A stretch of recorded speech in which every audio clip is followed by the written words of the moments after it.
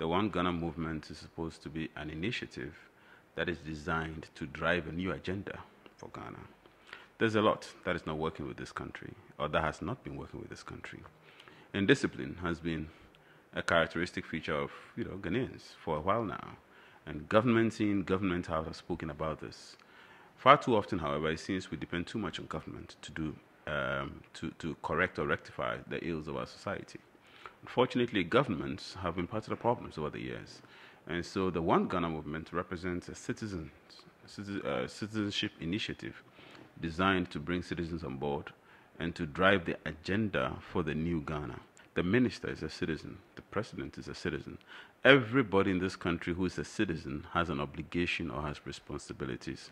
Indeed, if you open into the Constitution, Article 41, it's clear and explicit on duties and responsibilities of citizens. And one of them is to uphold not only the good name of Ghana, but actually to protect national symbols and national assets.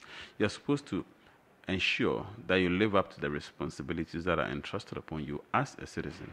Now, the point I need to make, and I need to hasten to make this point very quickly, as I indicated, that all citizens have obligations. And these citizens, the foremost of which are public servants.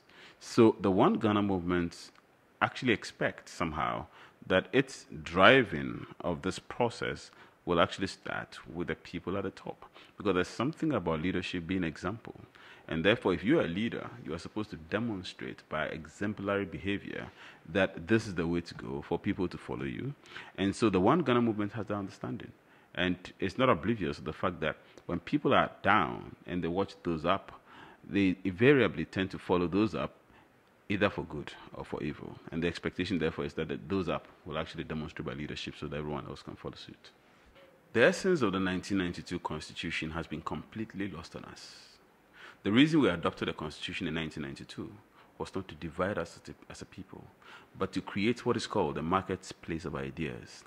The reason the 1992 Constitution is built on division, i.e. fragmentation, that you have different political parties, and the Constitution actually under Article 55 encourages different parties being formed, is to create a liberalized space of ideas so that we can have different people thinking different things and sharing different perspectives, and therefore that process will lead to an enrichment of a democratization experiment that we have.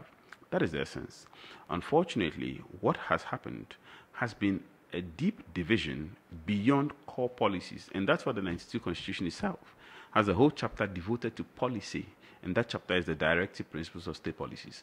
So the 92 Constitution has a big component on policy, yet we spend our time ignoring the key policies. So the expectation of the framers of the Constitution is that we're going to have a system where there are broad blueprints which we all adhere to.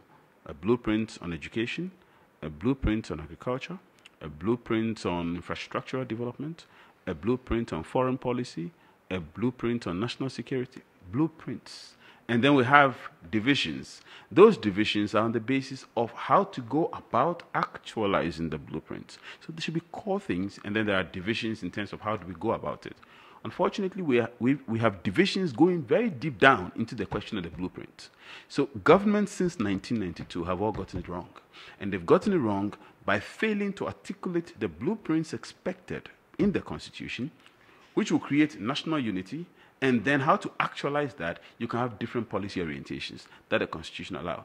What we have is that we've gone beyond the policy orientations to the division itself, going to the roots of the blueprint, and that's why we have a problem.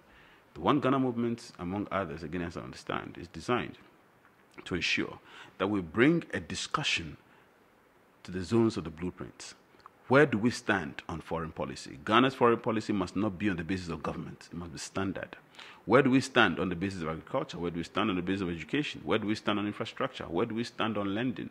Where do we stand on core things? And then the actualizations of those, we can have different party politics strategies, and that is allowed. Unfortunately, as I said, we have been divided right to the roots, and that is the blueprint, and that's what we have. We have major problems we are combating. So the One Ghana Movement, hopefully, should articulate these concerns and reorient the political parties, the policy community, among others, the academia, among others, to ensure that we go back to fundamentals. And the fundamentals are Ghana must stand for something. And then we are divided on how to implement that. That's fine. But we must stand for something. At the moment, we stand for nothing. different parties stand for different things, and we have to experiment it every 4 years, start all over again, move 2-3 steps forward, come back again, start all over again, move 2-3 forward, and that has been our problem. The Constitution expects that move 2-3 forward, there must be movement forward beyond that, and the reason is because the blueprint is there. It is just how we go about doing it that changes on the basis of which government is in power.